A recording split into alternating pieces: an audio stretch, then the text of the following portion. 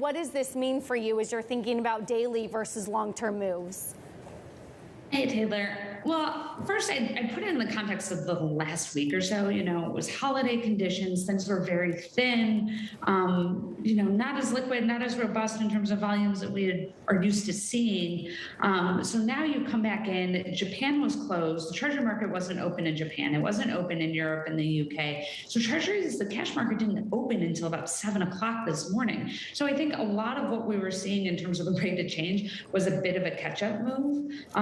So that's one thing. And I think the other thing is that people are still so sold on this narrative and this idea of the Fed having to move a little bit quicker than they have anticipated. And we have a whole raft of data coming out this week that people, I think, are getting ahead of themselves a bit and are sort of trading it before it actually happens, under the assumption that, the employment data we get on Friday, all the jolts, none of this is going to change the narrative that has sort of been planted at the end of 2021.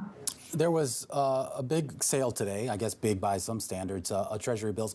Talk about the demand here, because there's always that concern here that where rates are and the idea that eventually there would basically be a buyer strike of some sort. We didn't see that last year, and it doesn't look like we're starting off this year with any real concerns about that yet. So the Treasury bill auctions were actually kind of interesting. One, they're significantly larger now that the debt ceiling has been resolved. So Treasury has a bit of room to increase those, and that they have done. But the more interesting thing is that the Treasury bill market hasn't completely priced in rate hikes for the beginning of the year. The 6-month bill was sold at 22 basis points. The 3-month bill was sold at about 9 basis points.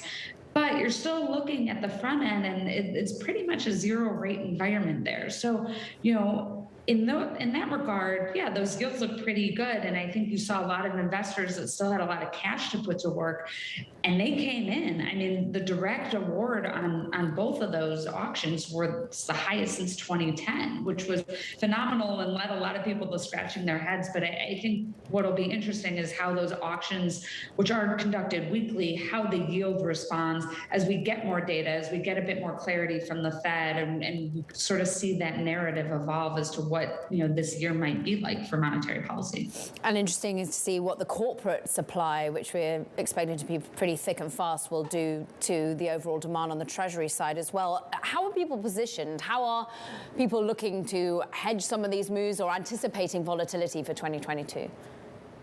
I think it's still a little bit early. I think people are waiting to see how the board was setting up, so to speak. I was reading notes this morning when I came in from people being like, it's too early to make, to form an opinion one way or another. Let's just see how it goes. So, honestly, I think people were caught off guard by the magnitude of the move today.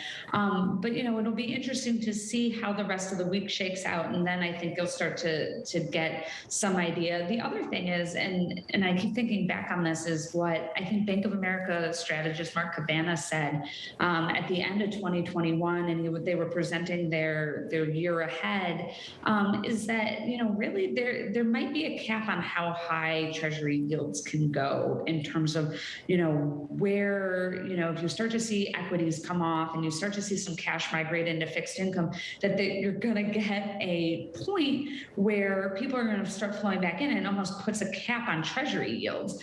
So, that's something I think will be at top of mind for people, is wondering sort of where will that limit be? At what point will we see these yields rise? And at what point is that going to kind of be that limit or that ceiling in which we keep bumping up against because investors like the level and they keep coming back in? Is that a rotation from equities to bonds, or a rotation from some of the foreign investors as well? As Caroline and I were joking, you're still getting negative 12 basis points in Germany. I think it's a bit of both, that you do get foreign investors that are like, well, U.S. Treasuries are still looking pretty good relative to what you're seeing in Europe and in other places. And I think it's also, domestically, you get a rotation out of, equities and into the bonds.